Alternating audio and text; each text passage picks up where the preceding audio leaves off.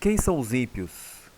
Judas, capítulo 1, verso 4 diz: Homens ímpios que transformaram em libertinagem a graça de nosso Deus e negam o nosso único soberano e Senhor, Jesus Cristo.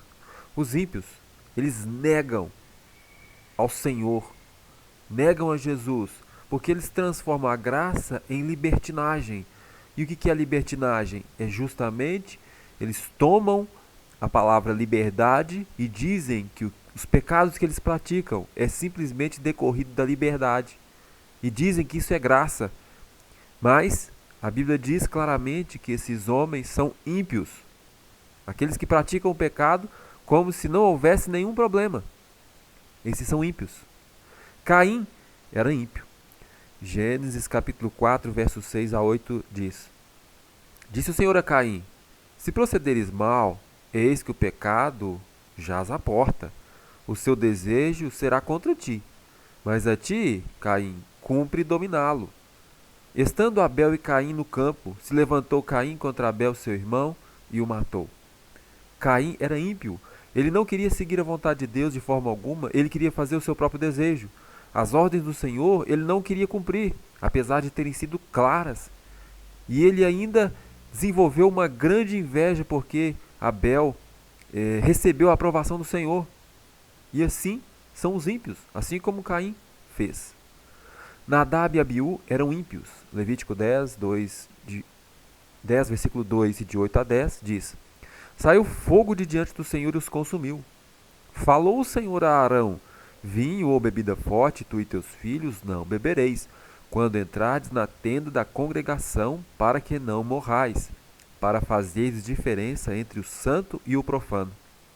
Nadab e Abiú, eles não faziam diferença entre santo e profano. Eles não importavam de entrar bêbados diante do Senhor, trocando ali, levando fogo estranho perante Deus. E Deus disse: Não façam isso. Quem fizer isso vai morrer. Por quê? Porque aquele que não faz diferença entre o que é santo e o que é profano, fazem às vezes piadas com coisas santas, essas pessoas estão correndo o mesmo risco de Nadab e Abiú, e eles estão praticando impiedade. Ofni e Finéias eram ímpios. 1 Samuel 2, verso 12 a 17. Os filhos de Eli eram filhos de Belial e não se importavam com o Senhor. Eles não esperavam o sacrifício se completar e tentavam pegar a carne antes de queimar a gordura. Se o ofertante se recusava, eles diziam: Hás de matar agora, senão vou tomar a força. E era muito grande o pecado desses moços perante o Senhor. Por quê? Porque desprezavam a oferta do Senhor. Então, Ofni e Finéias desprezavam a oferta do Senhor. Os filhos de Eli desprezavam. Para eles não tinha importância se a oferta estava sendo feita da maneira correta. Eles queriam satisfazer os próprios desejos. Zaqueu, antes de se converter, ele era ímpio. Lucas 19, de 8 a 10, diz que Zaqueu se levantou, já depois de convertido, e disse: Senhor, resolvo dar aos pobres a metade dos meus bens.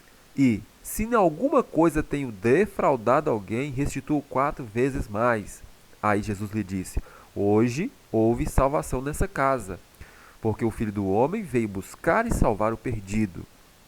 Quando Zaqueu disse que iria restituir quem lhe havia defraudado, e dividir os bens, metade dos bens com os pobres, Jesus disse que aquele momento que ele passou a ter salvação, ele e a sua casa, e ele estava perdido, diz o final desse verso, porque o Filho do Homem veio buscar e salvar o perdido, ou seja, Zaqueu era ímpio, ele estava perdido, e quando ele encontrou com Jesus, e Jesus o encontrou, assim houve salvação para Zaqueu.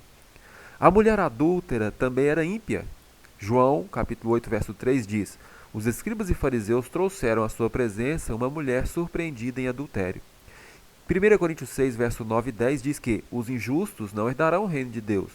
Não vos enganeis, nem impuros, nem idólatras, nem adúlteros, nem efeminados, nem sodomitas, nem ladrões, nem avarentos, nem bêbados, nem maldizentes herdarão o reino de Deus. Então aquela mulher, ela estava praticando a impiedade, porque a Bíblia diz claramente que essas pessoas não herdarão o reino de Deus. E ela recebeu a misericórdia de Jesus. como todos os ímpios, têm essa oportunidade de receber a misericórdia. Não é porque a pessoa está praticando impiedade que ela não deve ter salvação. Pelo contrário, Jesus está esperando para recebê-las, transformar, tirar as pessoas da impiedade e passar a serem filhos de Deus, deixar de praticar a impiedade. Agora, por outro lado, existem os enjoados. Quem são eles? Mateus 23, verso 3 e 4 diz: Fazei tudo quanto os escribas e fariseus vos disserem, porém não os imiteis nas suas obras, porque dizem e não fazem, amarram fardos pesados e os põem sobre os ombros dos homens. Entretanto, eles mesmos nem com um dedinho querem movê-los. Então os enjoados, eles estão sempre falando muito. E eles querem colocar a carga sobre os outros. E eles não movem nem com o dedo aquilo que eles querem que os outros façam. Esses são os enjoados.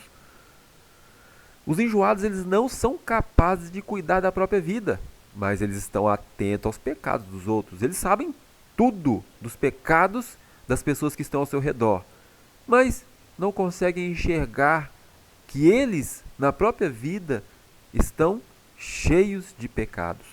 Hebreus 10, 26 diz: Se vivermos propositalmente em pecado, depois de termos recebido o pleno conhecimento da verdade, já não resta sacrifício pelos pecados. Os enjoados são pessoas que têm pleno conhecimento da verdade. Isso é o mais grave, porque eles são enjoados justamente porque eles conhecem. Eles têm o pleno conhecimento da verdade. E a Bíblia diz que, para esses, não resta sacrifício pelos pecados. Números 12, 1 e 2 diz: Falaram Miriam e Arão contra Moisés, por causa da mulher cuxita que tomara, e disseram: Porventura tem falado o Senhor somente por Moisés? Não tem falado também por nós? Essa é a atitude do enjoado. Eles sempre estão achando que estão em desvantagem, que as pessoas estão querendo aparecer, eles estão observando isso, eles querem, na verdade, serem os primeiros. Número 16, de 1 a 3, diz: Corá, Datã e Abirão levantaram-se perante Moisés com 250 homens, atenção, príncipes da congregação, eleitos por ela, varões de renome. A Bíblia destaca que eles eram pessoas importantes, varões de renome, eleitos, principais na congregação, e se juntaram contra Moisés e contra Arão e lhe disseram: Basta, pois que toda a congregação é santa, cada um deles é santo, e o Senhor está no meio deles. Por que vos exaltais sobre a congregação do Senhor? Corá, Datã e Abirão, eles se indignaram com Moisés, porque eles achavam que Moisés e Arão estavam tendo privilégios. E eles disseram que eles também eram santos. E o resultado, vocês podem conferir na Bíblia, foi morte para aqueles homens. Eles foram engolidos pela terra, juntamente com sua família. Por que o castigo dos enjoados é mais severo? É porque, além de serem ímpios, ainda atrapalham os que querem abandonar a impiedade. Eles não se contentam em serem ímpios. Eles também querem impedir os outros de abandonar a impiedade. Eles atrapalham, como disse Jesus. Eles não entram e não querem deixar ninguém entrar também pela porta da salvação. Marcos 14, de 4 a 6 diz: Indignaram-se alguns entre si e diziam: Para que esse desperdício de bálsamo? E murmuravam contra ela. Mas Jesus disse: Por que a molestais?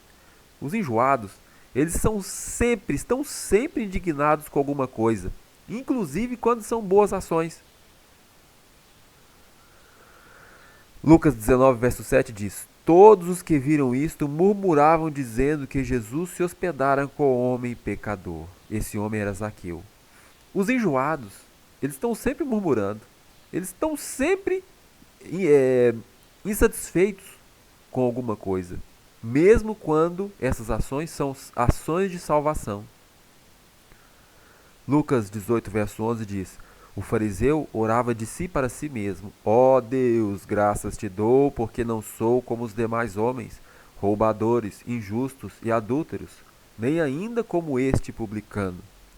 Os enjoados, e além de enjoados, também ímpios, têm os olhos atentos aos pecados dos outros e não enxergam os próprios pecados. O chamado de Deus para mim e para você é que você e eu não sejamos ímpios. Os ímpios, eles não importam com as ordens do Senhor. Eles querem satisfazer os próprios desejos. Pior ainda, não seja enjoado e ímpio, em que você, além de ser ímpio, ainda fica murmurando e atrapalhando as pessoas de se achegarem a Deus. Você deve ser o contrário de ímpio e enjoado, ou seja, justificado. Aquele que recebe a justificação de Deus, ele agora quer avançar e passar para as outras pessoas a graça e a misericórdia que eles receberam.